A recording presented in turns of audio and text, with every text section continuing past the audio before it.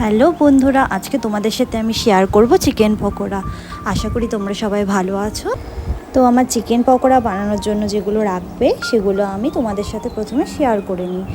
তা ফার্স্ট আমি এগুলোকে কেটে নিয়েছি, নিয়ে আমি রেখেছি এখানে হচ্ছে রসুন, আদা, পেঁয়াজ আর কাঁচা লঙ্কা।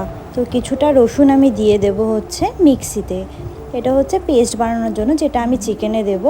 দিয়ে দিলাম কাঁচা লঙ্কা আর আদাটাকে কুচি করে দিয়ে দিলাম, নাহলে ঘুরতে খুব অসুবিধা হয়, ভালো করে পেস্ট হয় না। এটাকে পেঁয়াজটাকেও সেরকমভাবে আমি কুচি করে দিয়ে দিলাম।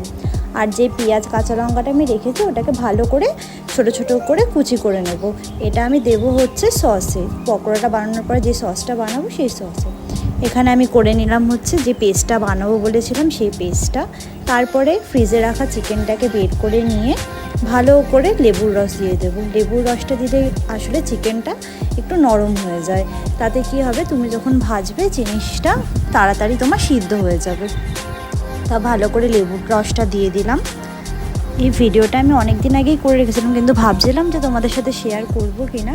তো যাই হোক, আজকে করেই ফেললাম শেয়ার।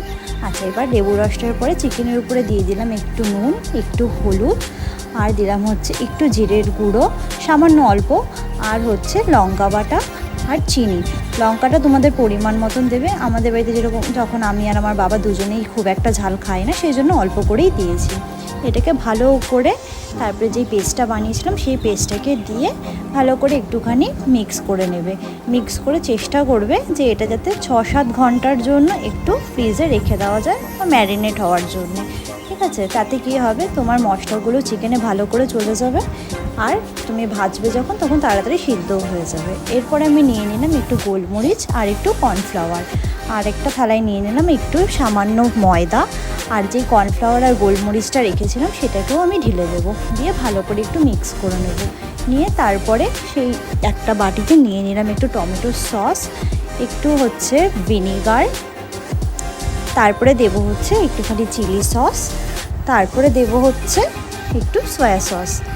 এটা হচ্ছে আমি চিকেন পকোড়াটা বানানোর পরে যে সসটা বানাবো সেটার জন্য।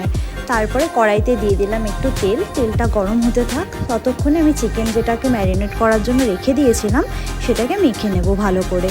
আসলে ওটা আমি দুপুরবেলায় ম্যারিনেট করে রেখে দিয়েছিলাম, কারণ আমি তো চিকেন পকোড়াটা রাতে বানাবো, সেই জন্য। তোমরা 5-6 ঘন্টার জন্য ম্যারিনেট করার জন্য রেখে দিও। ভালো করে মেখে নিলাম। নেওয়ার পরে তেলটা আমার এখানে ভালো মতনই গরম হয়ে গেছে। এবার এক এক করে চিকেন পকোড়াগুলো দিয়ে দেবো।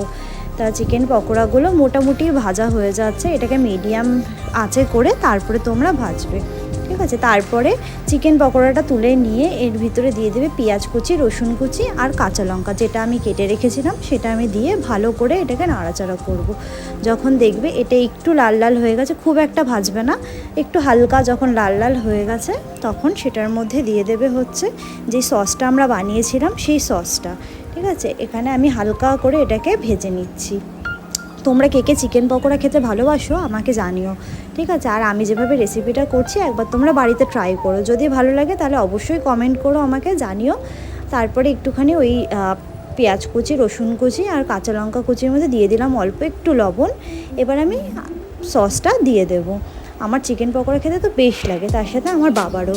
এবার সসটা যখন দিয়ে দিলাম, দেওয়ার পরে দেখো ভালো করে নাড়াচাড়া করছি, সসটা যাতে নিচে লেগে না যায়, আর তার জন্য আমি একটুখানি জলও দিয়ে দিলাম।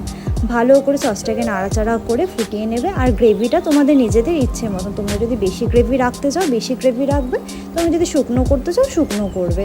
এরকমভাবে চিকেন পকোড়াটাকে দিয়ে ভালো করে নাড়াচাড়া করে নেবে, নিয়ে নামিয়ে নেবে। ব্যাস হয়ে গেল চিকেন পকোড়া। বন্ধুরা, তোমাদের যদি ভালো লাগে অবশ্যই আমাকে জানিও, আর একটা লাইক দিয়ে দিও। Thanks for watching. Thank you.